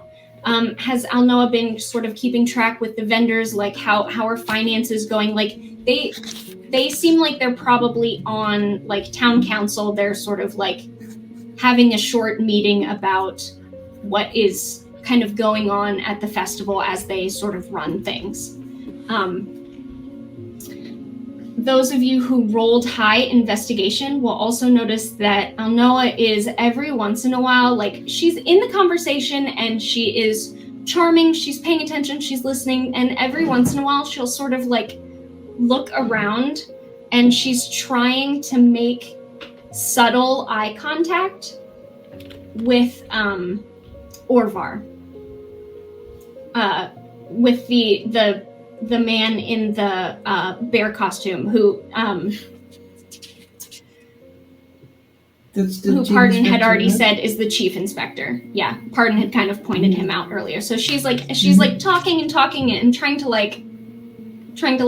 look over and catch his attention very subtly every once in a while as she's talking. The other table seemed to be the one that has Orvar and Osha sitting and chatting. You overhear Orvar is saying to her, I mean, tourists wander off sometimes. I don't know what else you want me to do about it. It's not like we keep track of everybody that's here. I mean, it's been weeks. He probably just left. If you want someone posted on the maze, we can do that, but I mean, Tall was the one who should be handing people or cutting people off from their drinks. I don't really know what you want from me about this. Missing person number 3. May I? This person, I think, I think at this point I'm like going to elbow, I guess, Storm. I'm like, see, maybe there was a point. Come with. And I'll start moving towards Orvar. Okay, I'm going to pause you right there, and we're going to go back to Stella wants to talk to Towa, and then we'll come back. I'm just bopping all over the place. Yeah, no, that's perfectly fine. All right. Towa is just on the move, and you find a very brief second where no one is trying to talk to her. And so you come over, and there's sort of it's not a mirror, it's not a glass mirror, but it's like polished metal sort of behind the bar, and she's sort of like fixing where the braids have come undone in her hair as you come up. Hi, is there something that you needed? How are you enjoying the beer? Isn't it so, and put some extra spices in it this year. What did you think? Which was your favorite in the flight? Oh, it's delicious. I really like the porter style one. That was really nice.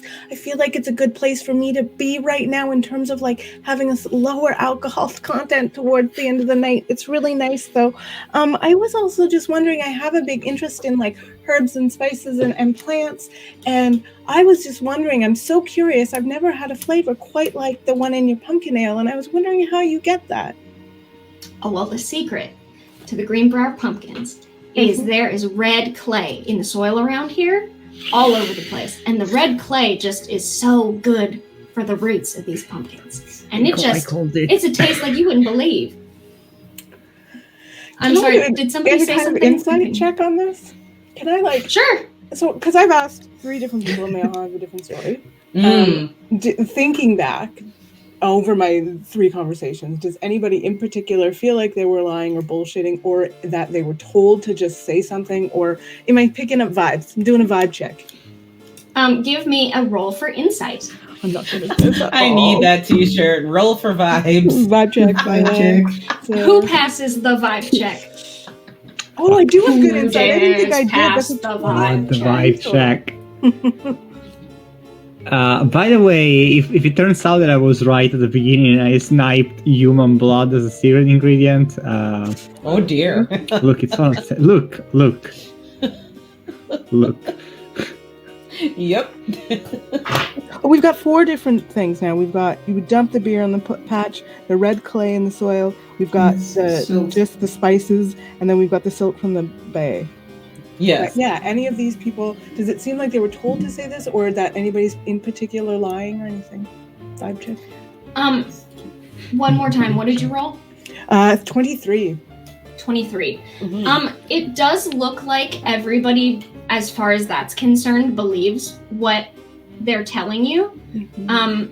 So there are a couple things about that. None of the people that you have asked are actually the farmers who make the pumpkins.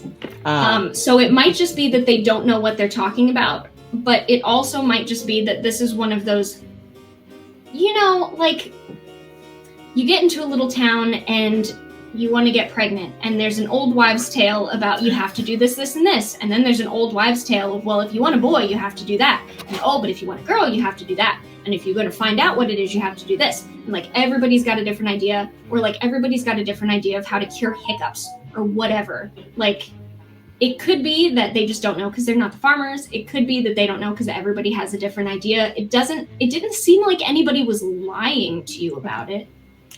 That's really interesting. Okay, I don't know if this is allowed, but like I said, I'm really into plants and things. I don't know if you can tell. But I was totally. They're like all over. Me too. See? Oh, I love it. It looks really good. I really like your outfit. But I was just wondering, do you do or is it open to go see the pumpkin patch? I would love to just check out the pumpkins and touch their vibes. You know what I mean? Oh, yeah, absolutely. So, the pumpkins aren't mine. I use the pumpkins, and then I am the brewmaster around here. However, the hayride totally goes on a tour around the parish and the graveyard and the pumpkin patch and all of that. So if you want to go see them, you could totally go take a tour. What time is that open till tonight? Do you know? I think everything closes probably at 10 or so. So it just keeps going until everything closes. I think I'm going to be honest. I'm that's a Jenna phrase. I'm going to be honest. Sorry. Everybody says that. I'm here the whole time because this is where I work. I haven't gotten a chance to do it, but I'm pretty sure it's open the whole time. What time are we at right now? Right now it is just getting dark. You're probably around 7:30 or 8. So we got some time. Okay.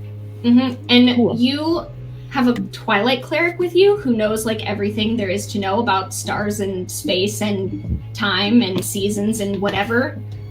So I'm just gonna give your Twilight cleric that information anytime she wants because she would just know that because that's cool. Okay.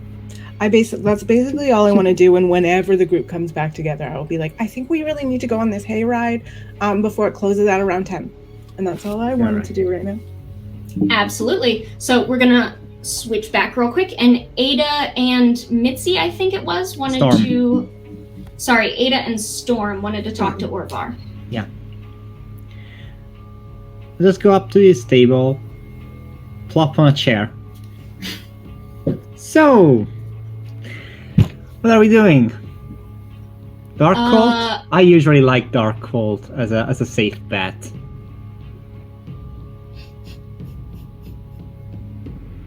What? Well, you see, they tend to do these rituals, right? I mean, obviously we'll know. Oh. All right, let's do this. I suppose people are disappearing. You are concerned. I'm looking for someone that can solve the problem for you. Hold on. Now, look here, ma'am.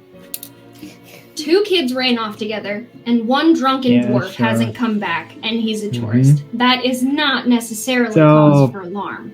So when the 4th people disappears, what's the excuse you're gonna use? When the 4th person disappears, tourists leave all the time. Yeah, in body bags? Have you seen a body bag with a tourist in it? Because I surely haven't. Yeah, actually, yes, in the White Kingdom. Great place in the Abyss. You will love it. Well, that sounds great. You're not Bones in the White as Kingdom. far as the eye can see. That's why they call it. Oh my god. It's actually canon D&D, by the way. I believe that. Wow. I'm sure it's a lovely place, ma'am. But No, it's not. Believe me, it's all ghouls. Look, one drunk tourist who was by himself, mind you, Mm-hmm. is Usually not that's here when people anymore. tend to disappear. But why is Well, it's man when tend to- concerned You about? think he's the only one to skip out on the inn? It's not. We looked. I sent out a party. We couldn't find. He was not in the hay maze. He's not in any of the rivers around here. He ain't in the forest. Uh-huh. A tourist skipped out on paying the bill. It happens sometimes. what was We Storm would have saying? found him if he had been murdered. I was wondering what the reason for concern was of the lady earlier, but that was the not paying part. That's valid. So, OSHA is yeah. well. I mean, obviously, I do want to make sure that everybody's okay. But as Orvar said, we don't have any proof that anything happened. I hadn't seen him since he went in the maze. That's all I was saying. Is that maybe we want someone posted on the maze in case someone gets lost. That's all I was. So if we find proof that something is going wrong. Well, if you find proof that something's going wrong, obviously bring it to me, because then something's going wrong. How long is the maze up? So you would know this. This is a month-long celebration, and it is every weekend that this sort of happens. This is the last one. This tonight is like the big Halloween one. Like that's tonight. So this is all up through this evening, and then tomorrow is sort of the like November 1st things start to shut down. You guys came for like the finale of this. But there has been 3 previous Saturday festival nights. Yeah, and the Constance and Truth also disappeared on the Saturday. Yes. 2 bright young people with their whole futures ahead of them who had a lovely budding romance and not the approval of that fine upstanding gentleman, Father Hicks, decided to leave a podunk town who's proud of their pumpkins. They're not the first. Have you ever been attacked by a green hag? Do I look like... What is a green... What are you talking about? What You is a know, green basically hag? they wait until you are alone, and then they gouge your eyes out with their fingers. And then they take out your tongue, and they pluck it off. It's not a great way to deal. Shout out to Norse Foundry for the music, by the way, since Gronk mentioned it. This is their Spotify playlist that is for spooky times. So we're just playing Norse Foundry, y'all. Nice. What I'm saying is, if something like this were to happen to people coming to your fair, you wouldn't really get a lot of tourists next year. Well, ma'am, that is a concern. Safety is also a concern. I don't know why you think I don't think it is. I doubt that there's a green hag around here. Oh, you'd be surprised. And if hags pick you off when you're by yourself, and these kids ran off together. Oh, but hags go around in groups of 3. That's how they do it. I don't know of anybody else that ran off with the happy couple, so again, I don't really know things like that don't happen here, hun. I don't know where you're from. You look like you're from somewhere real interesting, and I'm sure that you come from the kind of place where that is, but here we have pumpkin beer. Did she just do a bless your heart? Are you kidding? Wow. I can't help myself. My natural accent is a Virginia accent. I speak the way my people speak, but for some reason, all of these people just keep getting more and more Southern the more I talk, and I don't know why. It's fantastic. But yes, he called you hun. Yeah. I wouldn't worry about that. I'm just gonna like look at I'm just gonna, I guess, look at Storm with like a "should I do it or should you do it" kind of look. That usually implies like who's gonna cast suggestion now. I don't have it prepped, so have fun. I could do it if you Really, need it. not even friends? Come on. I have more aggressive spell. I have a suggestion if you need it. I don't feel like I'm just gonna like look at Orvar. I don't feel like using like an ounce of my godly given power on this. So I guess we just agree to disagree and put it like this. We find proof of what's undoubtedly going on in your small rustic town. And then we get to name our price. Toodles. I was still waiting for the Well, price you to have come. fun in our small rustic town trying to find something that's going on in between the pie stall and the bobbin for apples. You enjoy your stay, ma'am. And he just kind of rolls his eyes and goes back to talking to Osha, who Hi, Zemi, looks like at you and is a little inordinate bit more amount of like... fun. Why are all the men here kind of jerks? Just I mean, to Maybe be that's fair, the Ada has mystery. been a jerk to this one. She really enjoys that. Fun. Oh my goodness. All right. So what are you lovely ladies doing now? I would love to do the hayride. I mean, yes, hayride. We can try to. I don't know if I think Carnilla has scrying prepped, so we might want to try that later on because you can do that with a description of a person and if you have possession or anything. So we could probably ask the dad if he had anything of That's his a good daughter. idea. And see if we can at least see if we can see them. But definitely hayride before 10. Okay. Are you... I mean, Pardon Bradford is still in here at the moment. Are you asking him about that now, or are you going straight for the hayride? It's Carnilla's call because she's the one who. I would like to. Well, it takes me 10 minutes. It feels if it's. Oh, I think we should do it before we go. It would feel very dangerous, I think, to do while we were on this hayride. Just for some reason, I have a feeling. I don't know. So I feel How like do you if we- get that? if we want to do it, I think it's safer to maybe do it in a corner of the bar with the dad, ask if he has a possession of Constance, and do it here. And then we take sort of the last hayride and do that. Do we have time for that? Pardon... So when you mentioned this to Pardon, he goes, that would be so sweet of you just to give me peace of mind. I know where my baby is. I don't have anything of hers on me right now, but all of her things, if you go in Burton Chapel, or Burton Parish, she's the teacher, it's the church on Sunday and the schoolroom during the week, and she was the teacher there. All her things are in there. I'm sure you could find some of her books or something. As I said, she was an independent young woman, and I gave her space. Do we have time to get there and then get to the hayride before 10 o'clock? Because we want to make sure we get the last hayride.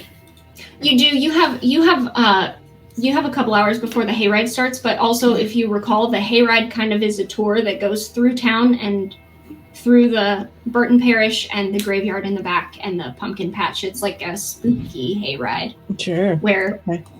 Yeah.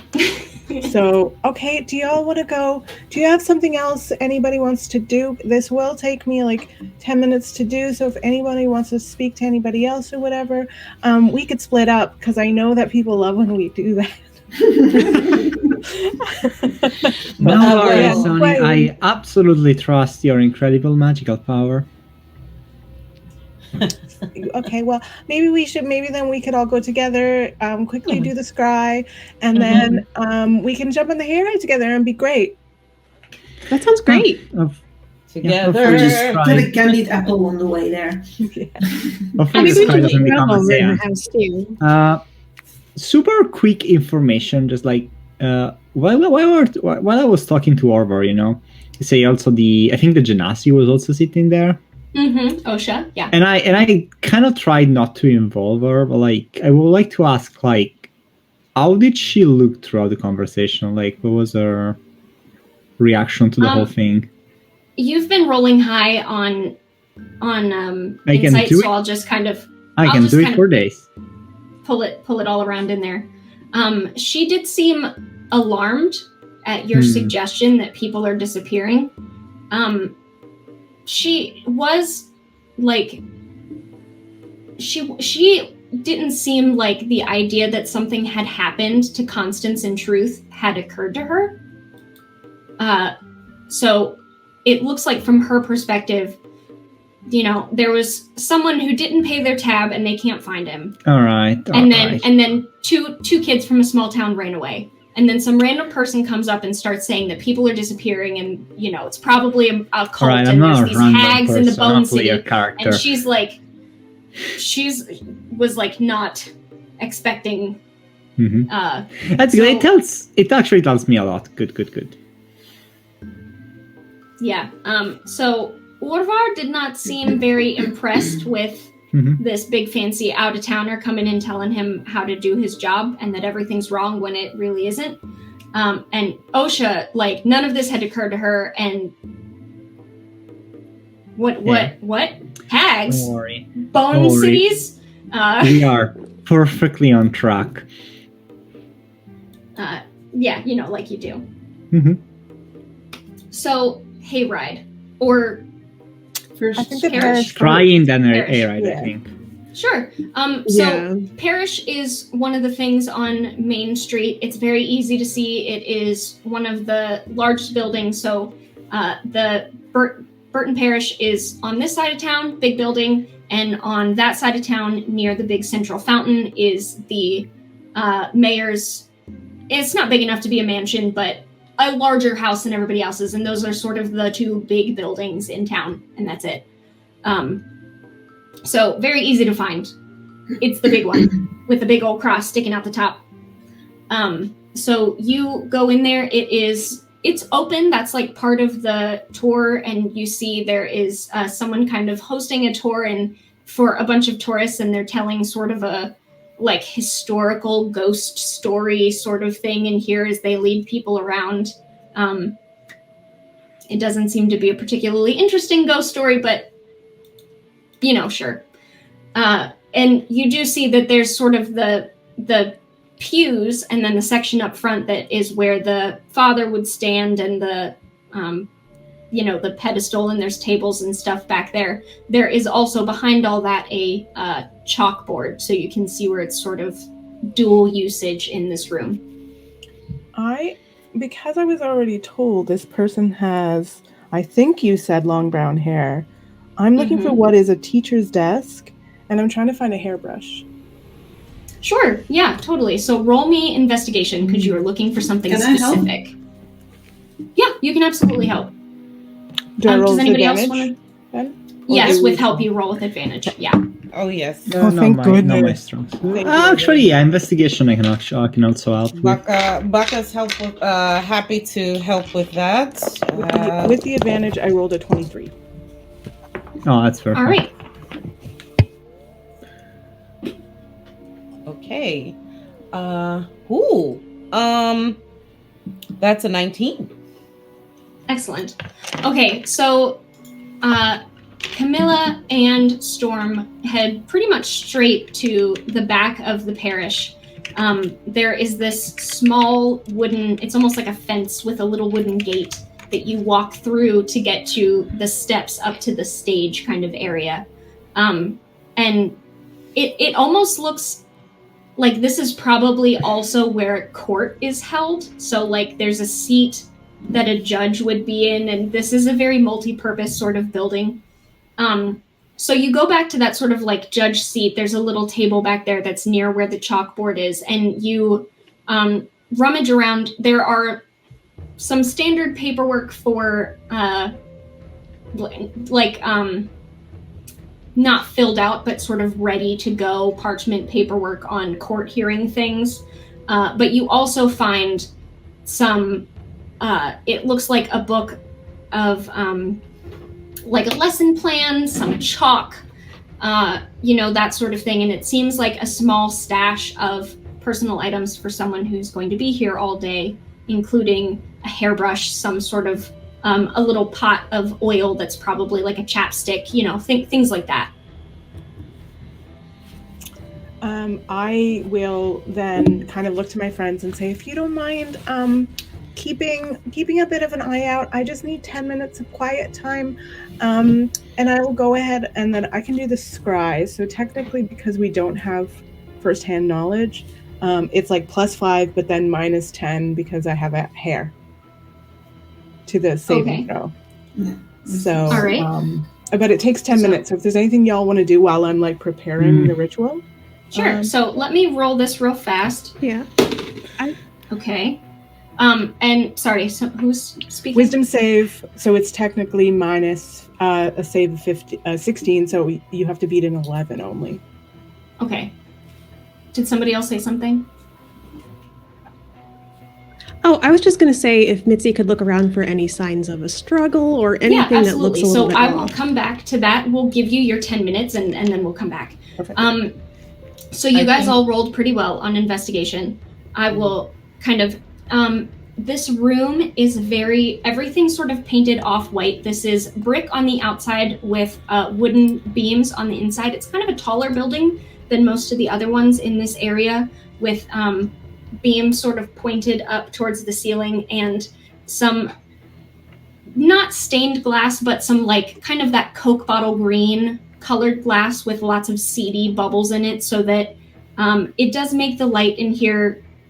I mean, it's dark right now, but you get the idea that it would probably be very pretty on a Sunday morning with the light coming through this kind of like blue-green color. Question for you, DM. Are there any objects that look like they may have been left as maybe offerings, or that are like small enough to be considered tiny? Let's say tiny statuette, maybe someone that carved and left as an offering, or just tiny trinkets and baubles that are in this space at all. Anything tiny like that? Yeah, totally. So you do not see any signs of a struggle, first off. It looks like this was kind of a normal day in here. You're looking around. You don't find any, like, there isn't anything broken about any of the side doors or the back door that leads out to the graveyard area. It seems like everything's pretty normal in this room. You also know that there's been a bunch of people in here taking tours and everything. As far as small things go, in the back of every pew, there's a Bible.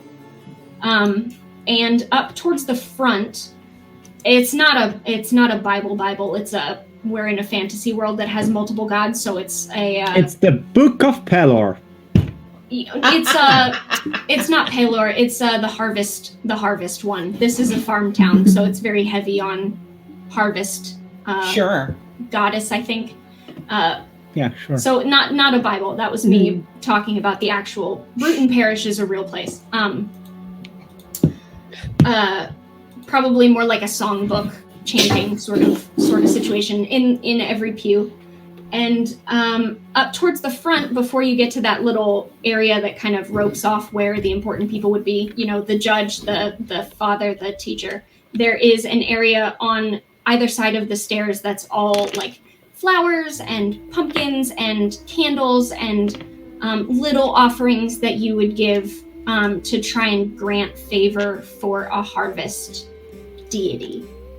So there's a lot of stuff like that. There's a couple coins. Mostly it's things like wooden statues and like first fruits harvest stuff. I ask because Baka is able to do a little something cute here. If there is maybe, here's a good one, because it's a harvest time. If there are corn dollies, for example, available, I think Baka would go forward and touch Corn Dolly and say, wake up, and she would cast Tiny Servant. I love that. For those of you who are not American, what she's talking about is a small doll made out of corn husks. So it's kind of a traditional thing. Basically, it's like a little round head, and then it's tied together with string, and then the bottom is like corn husks come out like a little dress. So it's a doll made out of corn, which is a pretty standard colonial sort of toy. And anyone that is familiar with empathetic or sympathetic magics, IRL, it's a dolly. It's almost like an effigy doll of sorts. And so what we would cast Tiny Servant, and that would take a minute for Baka to cast, and it lasts 8 hours. So now Baka has a tiny corn servant. Yes. Excellent. So you guys are looking around and actually trying to find people. Baka is making a little toy made out of corn dance. Just like as a reminder, I do have witch sight, so like invisible polymorphed stuff. Gotta tell me, that's always on. Oh yeah, you have not seen anything. Yeah, just in case when we are investigating, pointing that out. Yeah, good to know. Good to know. When Baka, Stella. Sorry, I was just gonna say the Tiny Servant. The command that Baka gives it for now is to search for bad juju. Search for bad juju. In other words, there's a little corn person on the hunt for bad vibes. Yep. Corn knows a thing about vibes. I tell you what. Consider me vibe checked. Real quick, what does it look like when you're putting this ritual together? Like, when you said there was a little shrine already that was like pumpkins and plants and harvesty vibes, right, I'm immediately attracted to that. So I set up my little ritual around there. I think I pull out a little sort of like rattan mat, sort of all natural vibes, light a little candle, and I like pull the hair out of the brush and sort of like light it in over the candle. Sorry for the burning hair smell, everybody. And just kind of like do the like leaf vibes. And you see whenever my magic is cast, especially for any larger spells, it's like there is a sudden gust of wind with like, when like a big like bunch of leaves sort of like kick up, that sort of happens. So there's like this sort of like breeze and leaves in the air and the smell of burning hair. All right. You are in your element here. You are in the midst of this small shrine. You're surrounded by leaves and vines and earth around you. As you close your eyes and you take in this sort of like almost incense smell to you and just wait to go where this person is, you get a sense of deep cold, and then nothing, black, and your spell fails. Did it fail as in I know that like you saved, or did it fail as in another reason, as in this person's probably dead? Or do I get a sense of that?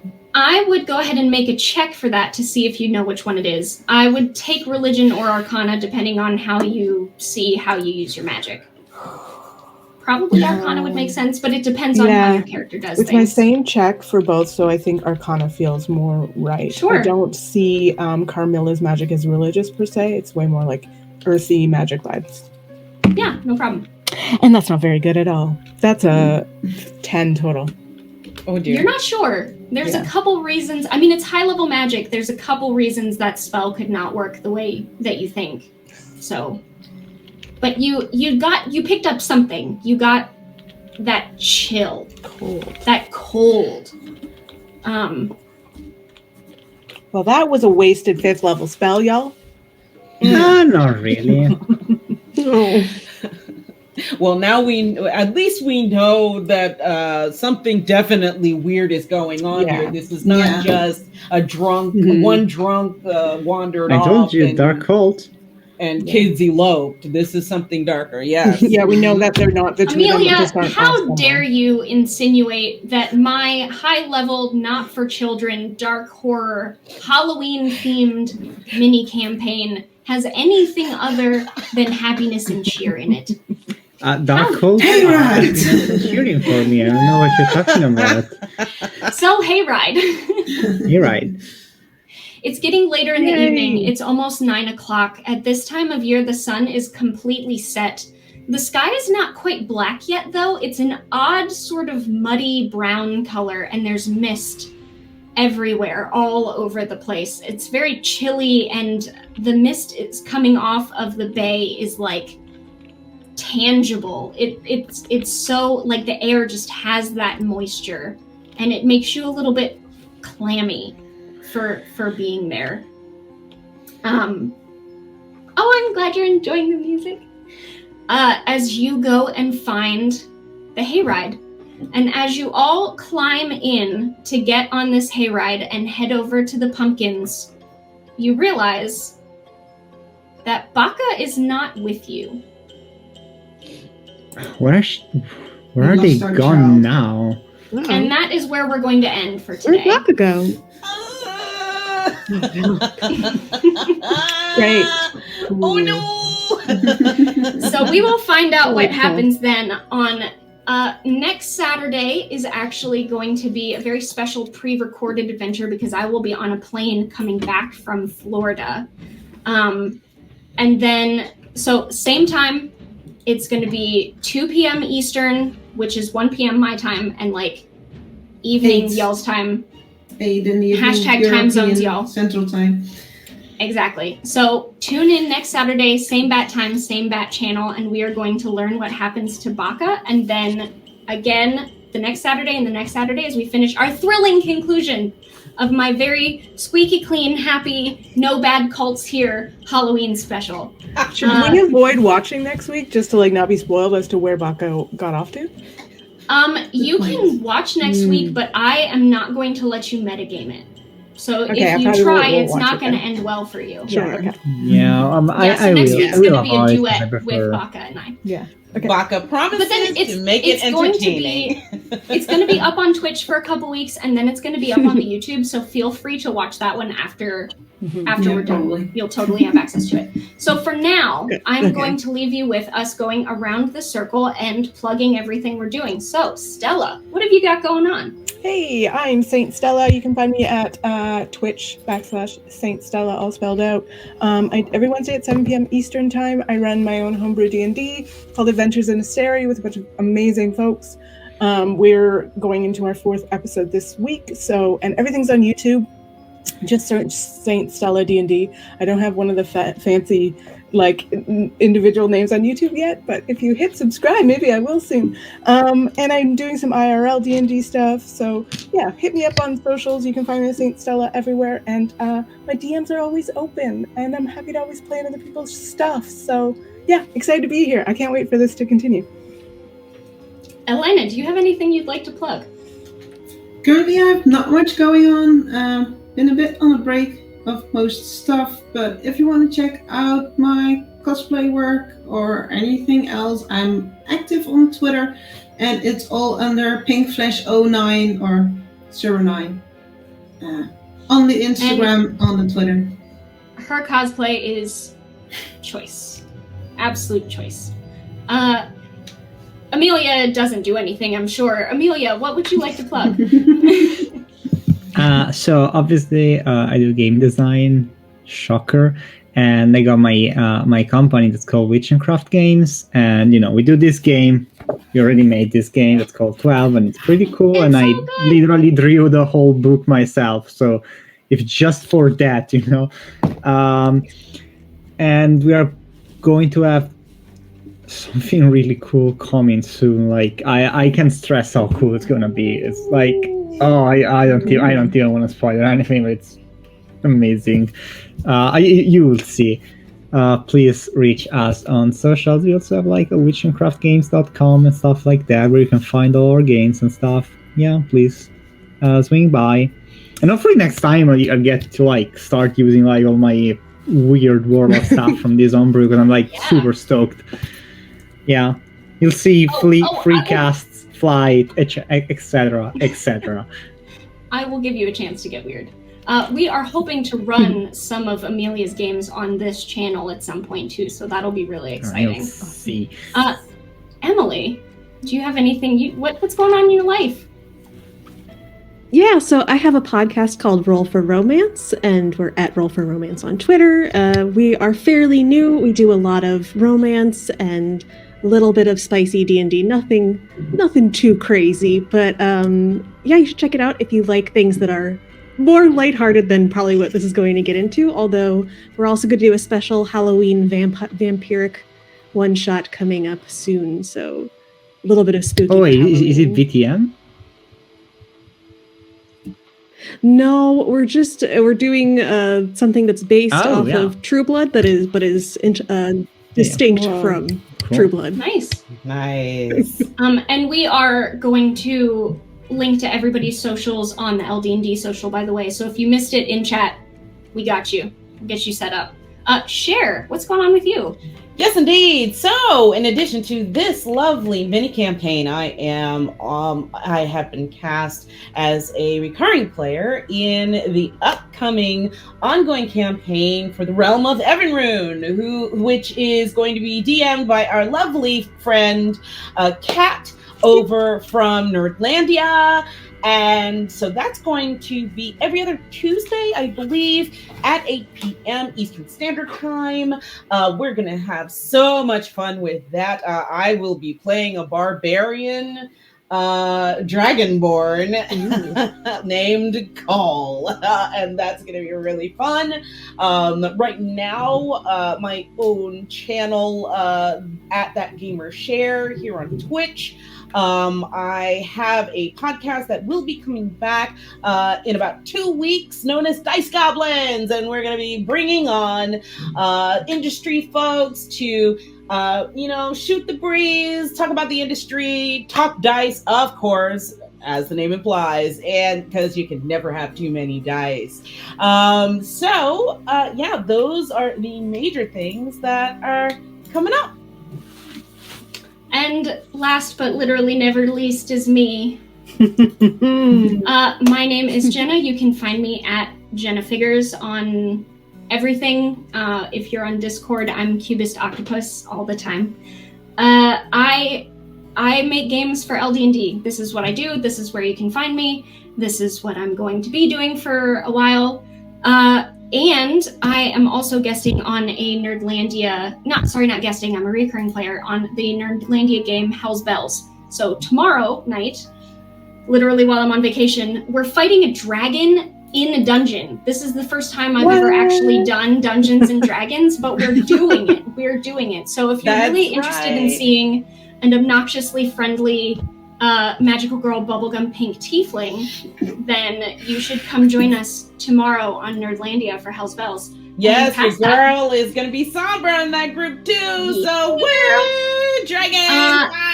You can catch Cher and I next weekend. As I said, this is going to be a special duet to see what happens to Baka. And the Saturday after that, all our other friends will be back so that they can see if they can find out what happened to Baka, and we shall see. So, until then, I don't have a sign-off. Be good, stay safe, happy Halloween. Happy Halloween! Stay spoopy!